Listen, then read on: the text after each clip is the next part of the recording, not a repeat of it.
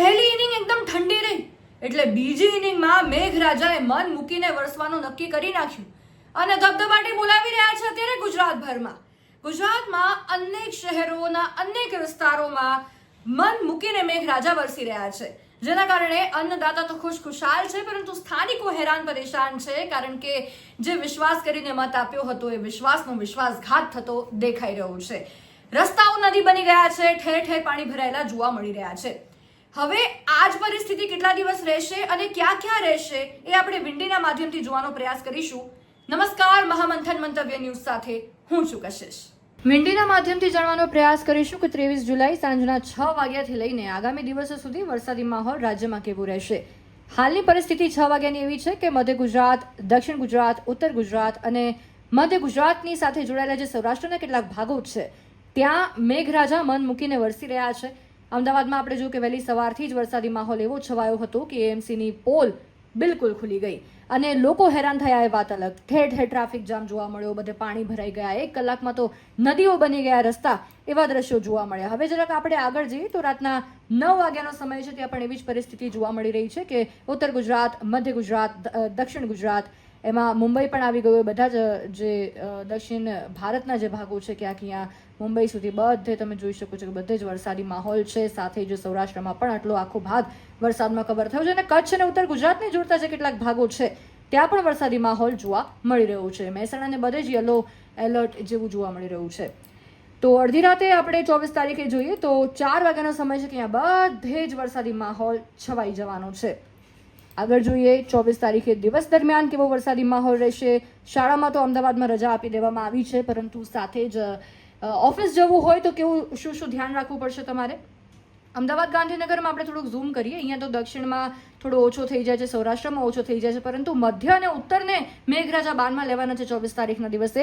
11 વાગ્યાનો સમય છે અને અહીંયા હિંમતનગર, વિજાપુર, બધે જ સિદ્ધપુર, પાલનપુર, અહીંયા બધે જ અમદાવાદમાં અહીંયા જો તમે પિંક અને રેડ દેખાઈ રહ્યું છે, એટલે કે 20 અને 30 સેન્ટીમીટર જેવો માહોલ ક્યાંક જોશે, એટલે ખૂબ જ વરસાદ, રેડ એલર્ટ અહીંયા જોવા મળ્યું છે. તો આગળ જોઈએ આપણે 24 તારીખે સાંજના 5 વાગે એ જ પરિસ્થિતિ જોવા મળી છે. થોડું હું ઝૂમ આઉટ કરીશ. સૌરાષ્ટ્ર પણ આખું મેઘરાજાના બાનમાં લઈ લેવાના છે. દક્ષિણ ગુજરાતમાં પણ એ જ માહોલ છે. કચ્છમાં એટલો નથી, પરંતુ ઉત્તર અને મધ્યમાં એ જ પરિસ્થિતિ. મહેસાણામાં પણ રેડ અને પિંક કલર જોવા મળી રહ્યો છે, એટલે રેડ એલર્ટ પણ છે. અમદાવાદમાં પણ એ જ પરિસ્થિતિ છે. 25 તારીખે આપણે આગળ જોઈએ તો 25 તારીખે અડધી રાત્રે 4 વાગે એ જ પરિસ્થિતિ. અમદાવાદમાં થોડોક માહોલ ધીમો છે. સૌરાષ્ટ્રમાં ક્યાંક વાદળ છવાયેલું વાતાવરણ રહેશે, ધોધમાર વરસાદ પણ રહેશે. દક્ષિણમાં પણ થોડો રહેશે. કચ્છ ક્લિયર છે, પરંતુ ઉત્તર અને મધ્ય એ જ પરિસ્થિતિ. બધે જ ક્યાંક રેડ એલર્ટ તો ક્યાંક ઓરેન્જ એલર્ટ, ક્યાંક યલો એલર્ટ. થોડુંક આગળ જઈએ 25 તારીખનો દિવસ, શનિવારનો દિવસ, વીકેન્ડનો વાવ કેવો રહેશે. 1 વાગ્યાનો સમય જોઈએ તો આ બપોરનો સમય જોઈએ બધે મહેસાણા, અમદાવાદ, બધે આખો જે આ ભાગ છે, થરાદ છે, અહીંયા રાજસ્થાનની બોર્ડર, બનાસકાંઠા, બધે જ મેઘરાજા મહેરબાન. અહીંયા ક્યાંક વાદળછાયું વાતાવરણ ને ક્યાંક ધોધમાર વરસાદી ઝાપટા પડી શકે છે, પરંતુ અહીંયા ખતરાની ઘંટી છે ભાઈ. આગળ જઈએ 25 તારીખે અહીંયા બધે ધીરે અહીંયા બધું જો તમે જોઈ શકો છો, મહેસાણા, અમદાવાદ, ઉત્તર, મધ્ય, દક્ષિણ. 26 તારીખે જઈએ. 26 તારીખે અડધી રાતે પણ અહીંયા એ જ માહોલ છે. બધે ધીરે તમે સમય ને ચિત્ર અહીંયા જોતા જજો, કમ્પેર કરતા જજો. 26 તારીખે 12 વાગ્યાનો સમય છે કે અહીંયા થરાદ, બનાસકાંઠા, મહેસાણા, અમદાવાદ, અહીંયા સુરત બાજુ પણ અહીંયા જે વચ્ચેની જગ્યા છે, થોડું ઝૂમ કરીએ આપણે. આ વિસ્તાર છે આખો, અહીંયા પણ ક્યાંક યલો ઓરેન્જ એલર્ટ જોવા મળી રહ્યું છે. ભરૂચ બાજુ, અહીંયા નડિયાદ છે, વડોદરા, ગાંધીનગર, અમદાવાદ, મહેસાણા, બધે જ 26 તારીખે શનિવારનો દિવસ પણ વરસાદી માહોલવાળો રહેવાનો છે.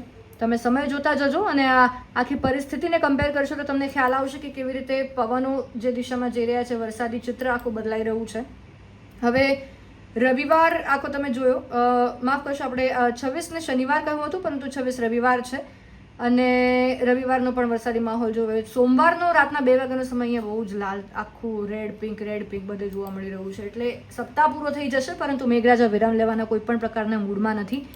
પહેલી ઇનિંગ સૌરાષ્ટ્ર બાજુ બહુ જોરદાર રમી. હવે બીજી ઇનિંગમાં મધ્ય ગુજરાત, ઉત્તર ગુજરાતને બાનમાં લેવાના છે. દક્ષિણમાં પણ ક્યાંક છે જ, પરંતુ આ જે આખો ભાગ છે, બીજી ઇનિંગમાં ધબધબાટી અહીંયા બોલાવાના છે મેઘરાજા. એટલે અહીંયા ખેડૂતો તો ખુશખુશાલ થશે, પરંતુ સ્થાનિકોને ખૂબ જ હાલાકી પડશે, કારણ કે જે રેડ અને પિંક બધે છે એટલે કે ખૂબ વરસાદ પડશે અને આપણું તંત્ર તો એટલું નિષ્ઠાપૂર્વક કામગીરી કરતું રહેવું છે કે બધે પાણી પણ એટલા જ ભરાય છે, ખાડાઓ પણ એટલા જ પડે છે, લોકો હેરાન પણ એટલા થાય છે, ઘરની બહાર પગ મૂકે તો રસ્તા આપણે જે ડામરનો રસ્તો ના આવે, નદી આવે, એવી પરિસ્થિતિ થાય અને જે નીચાણવાળા વિસ્તારમાં તો લોકો હેરાન પરેશાન થઈ જ જવાના છે. તો દર્શક મિત્રો, વિંડીના માધ્યમથી અમે તમને બતાવ્યું છે કે આવનારા થોડા દિવસોમાં ગુજરાતમાં વરસાદી માહોલ કેવો રહેવાનો છે. ખૂબ ચિંતાજનક પણ રહી શકે છે. મધ્ય અને ઉત્તર માટે ખાસ પાણી બધે ભરાશે, લોકો હેરાન થશે અને દાતા માટે તો ખુશીનો માહોલ છે જ, પરંતુ સ્થાનિકો તરીકે આપણે સાચવવું પડશે કે આપણે જરૂર વિના બહાર ન નીકળીએ, ઘરમાં જ રહીએ, સાચવીને રહીએ, એમાં જ ભલાઈ છે. બાકી ખર્ચો ખોટો વાહનને સાચવવાનો, વાહનને મેન્ટેનન્સનો, રિપેરિંગનો બધું થઈ જશે.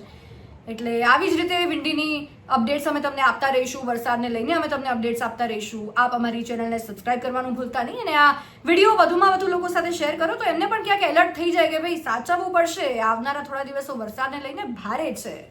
નમસ્કાર.